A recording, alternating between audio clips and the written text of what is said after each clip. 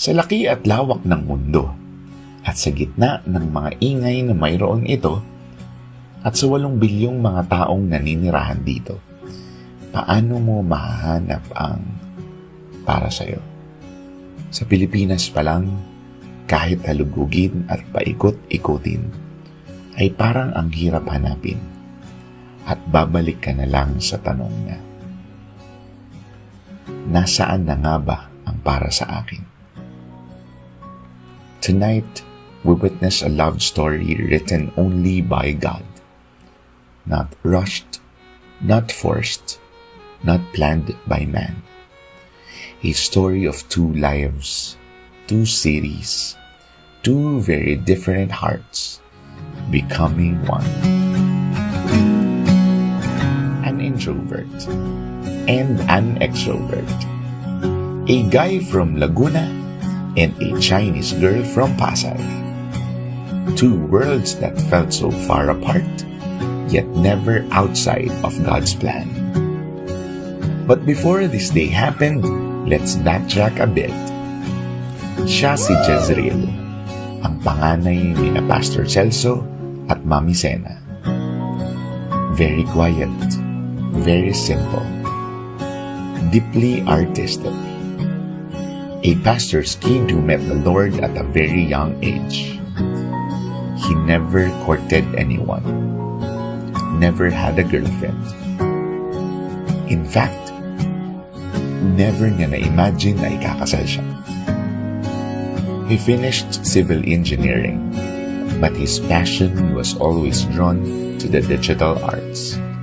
Then one day, he followed his dream and found a work in Pasay, not knowing that this simple step of faith and obedience would lead him to his future wife.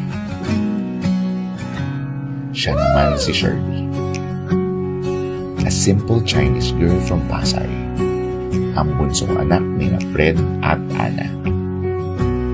She met Jesus at 16, and as she grows in the Lord, she found her spiritual home in Victory, Pasay. She was the friend who brought joy wherever she went, the one who made people feel seen, heard, and loved. Many thought she was the strong, independent woman, but behind that strength was a gentle, empathetic, and compassionate heart that chose her to become a preschool teacher. Sa totoo lang, many believed they would never marry.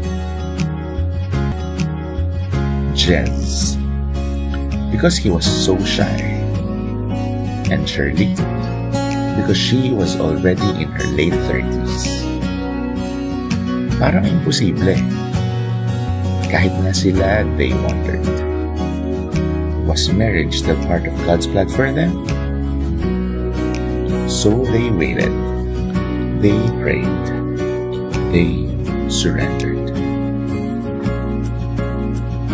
There were moments when they feel hopeless, and the waiting felt endless. But even then, God was still working. After the pandemic, when the world was still healing, when hearts were tired and life felt uncertain, God surprised them. Not with fireworks, not with grand gestures, but with something very simple. A bowl of ramen. Their one meal turned into conversation, and that conversation turned into a deep friendship. Sunday after Sunday, they prayed for each other, listened to one another, encouraged one another. And slowly, God was making a story that neither of them expected. And then isang araw, through a dream, God spoke to Shirley. In Shirley's dream, she saw Jez as her groom. Nagulat siya, but it was a quiet assurance, a gentle promise. And in God's perfect timing, the quiet introvert found the courage to speak.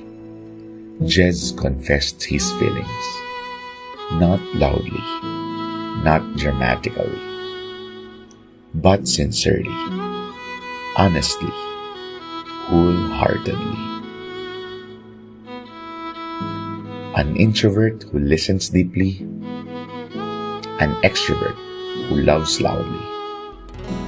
Two hearts that waited, two hearts that surrendered, two hearts that trusted a faithful God, and a one true God who fulfills His promises to His children.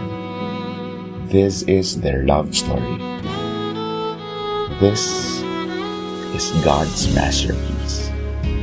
And tonight, after all the waiting, after all the prayers, there forever begins